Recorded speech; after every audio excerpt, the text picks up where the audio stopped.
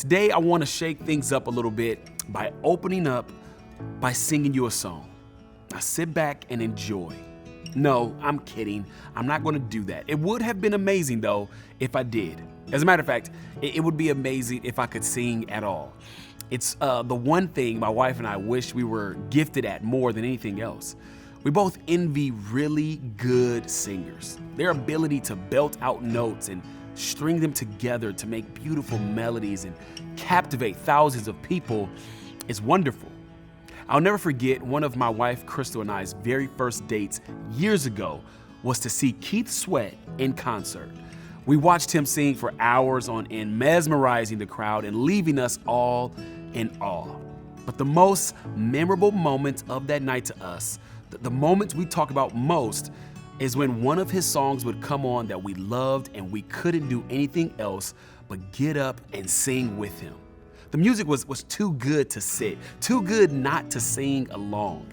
We sang and sang until our voices went hoarse from singing. I bet you've been there too.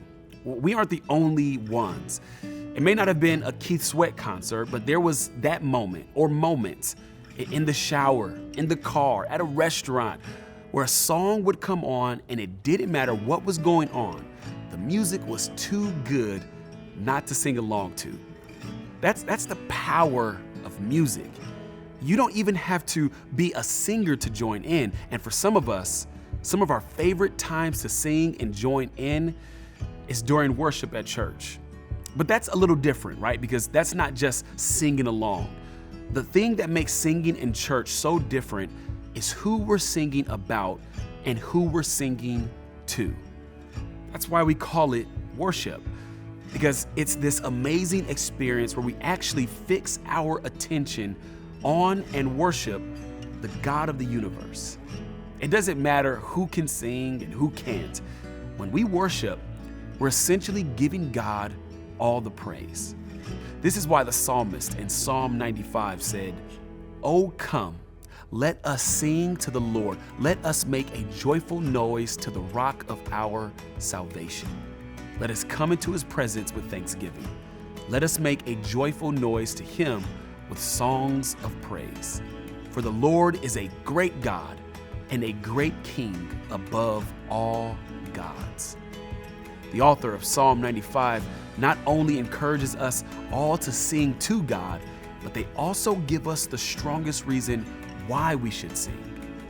For the Lord is a great God and a great King above all gods. Have you ever thought about that? The reason why we sing? The more I read passages like this, the more I'm convinced it's because God is worthy of all of our praise. He's been so good. He's above every other entity, force, individual, even God.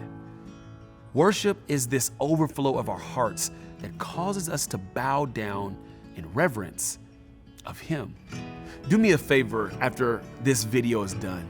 Comment down below your absolute favorite worship song to sing to that reminds you just how worthy God is to be praised. And remember, the next time you're at home, in the car, at church, wherever you find yourself worshiping through song, remember, it's not just a time to recite lyrics that you've heard time and time again.